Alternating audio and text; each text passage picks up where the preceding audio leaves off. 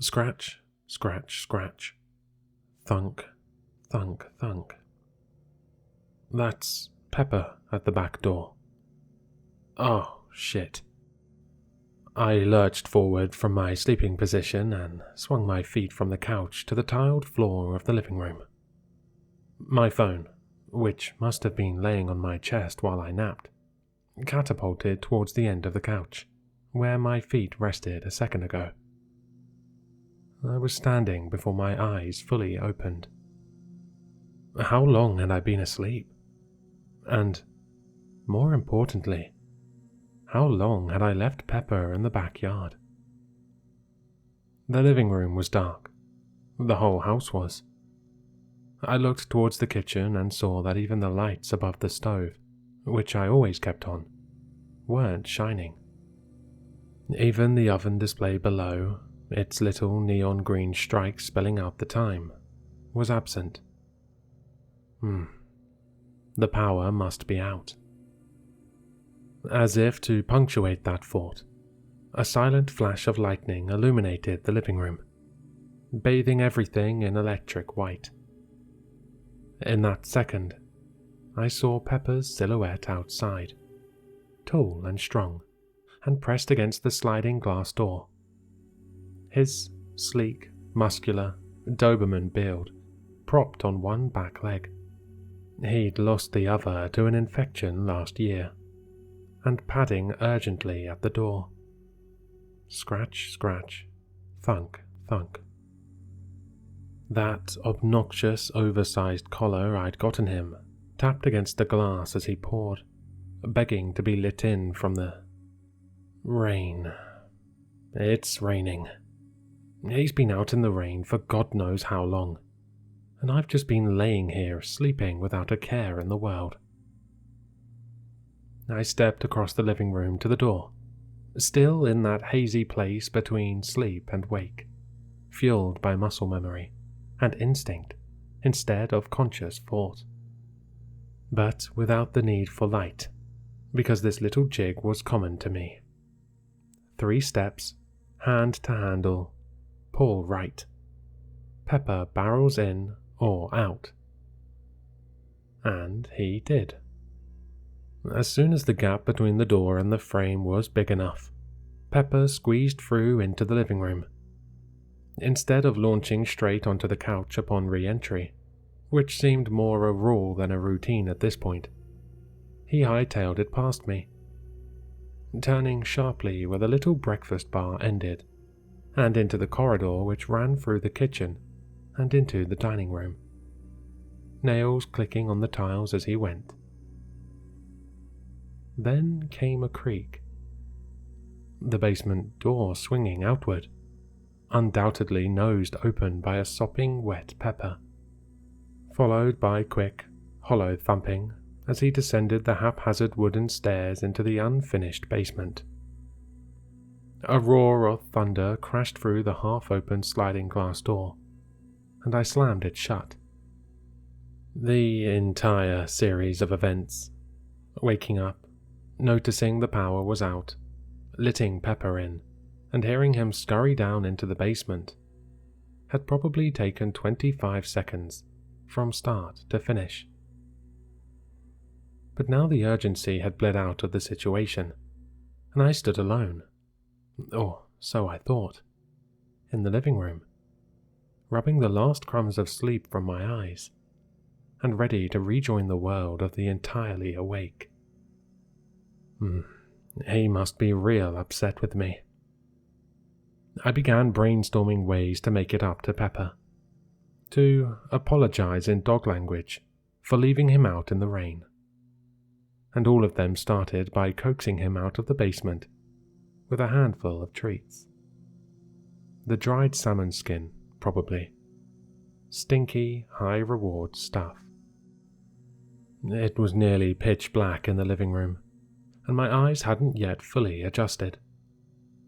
I moved back towards the couch, leaned forward and plopped an open palm onto the cushion, sliding across the fabric in search for my phone. Its flashlight would help me find the treats, and the treats would get Pepper out of the basement and into a warm towel. My hand groped across the center cushion and down towards the far side of the couch, where my feet had been resting a moment ago. And there, they bumped into something. Something warm. Warm and smooth. And trembling. Whatever it was, recoiled slightly when I touched it, but settled back into my palm. Then I felt a cold, inquiring touch on my cheek, followed by the wet slap of a tongue and the pungent smell of kibble breath. Pepper? I was awake now, and it all rushed back to me. I had lit Pepper back in before the storm started, before I drifted off to sleep on the couch. In fact, I'd had to cock my legs out to make room for him between myself and the backrest. And now, with my eyes adjusted to the dark, just enough to see outlines, I could make out his shape, coiled into the far corner of cushions, with my hand on his haunch. But his nose wasn't pressed to my cheek anymore. It angled, instead, to the dining room, where Pepper had just run. But Pepper's right here. The whole thing flashed through my head again. Waking up, seeing Pepper at the door, letting him in, and hearing him hurtle through the house and into the basement. Was it even real? That some half-awake sleepwalker's dream, maybe? I saw my phone then, and snatched for it, flicking on the flashlight as quickly as I could. Sure enough, there was Pepper on the couch, pressed tightly into a defensive posture, and trembling terribly. Glancing back and forth between me and the dark outline of the dining room archway. He's just scared of the thunder. I made the rest of it up. To be sure, I dropped the beam of light from Pepper to the floor, swiveled around, and began tilting my phone towards the back door. Brown, muddy paw prints. I gasped and moved forward, hunching over even more to get a better look. They were there all right, clear as day, and they looked like Pepper's, not only in size, but in gait. I could see that there were only 3 paws. Quick math, that's 3 legs. And then I remembered seeing the big collar on him while he was outside, and hearing it clunk against the glass as he pawed away at the back door.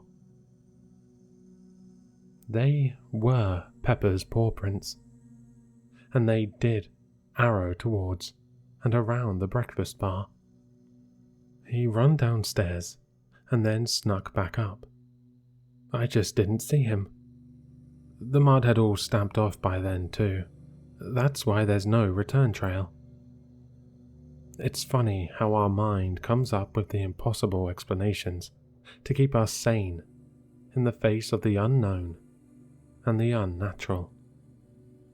Still, I began to walk along the path of the paw prints, hunched over with my phone held down almost to the ground, looking like some sort of Sherlock Holmes caricature. I don't think I really wanted to, and I don't think I was being brave. But maybe I was. I just wanted answers. Not just any answers. The right ones. The safe, normal ones. Just past the breakfast bar, the prints started looking different. At first I thought they were just smudging, that most of the mud had already stamped off into the tile. Just as I'd suspected, my dear Watson. But that didn't seem quite right. No, not smudging. It was more like they were changing, elongating on some and widening on others, digits growing longer and the entire print becoming larger as I moved further down the line. And then I was through the archway and into the dining room, turning left to cast light down the basement stairwell, and on the stairs leading down into the dark. They were no longer Pepper's paw prints or unknown smudges. They were human. Prints from bare hands and feet. Whatever had run down there certainly wasn't Pepper. What did it look like now? I snapped to attention, but kept the light shining down the stairs, fully expecting someone, or something that only looked like someone, to vault up towards me. "What do you want?" It was the only thing I could think of to say, and it came out more of a whisper than a question. There was an eternity of silence, no more than a few seconds long, and then a response floated back up the stairs, sounding almost like last words wheezed from the throat of a dying man. "We don't like the rain either." Any bravery I'd contained up to that point evacuated me with the contents of my bladder. I turned around and floored it back into the living room, grabbing Pepper, the real Pepper, by the collar and dragging him out the front door, through the rain and into my car, where I called the police, and where I'm recording this from now. In hindsight, I should have just told the dispatcher that I had an intruder, but I was so frazzled and confused and horrified that I just blabbered the whole thing out. She was nice enough to let me finish, but just told me to eat something and get some sleep before hanging up. So, here I am in the driveway, sitting in my car with my shivering Doberman on my piss-soaked lap, too scared to go back into my own house, but with nowhere else to go, and looking for help. What did I let into my house? And how do I get it out?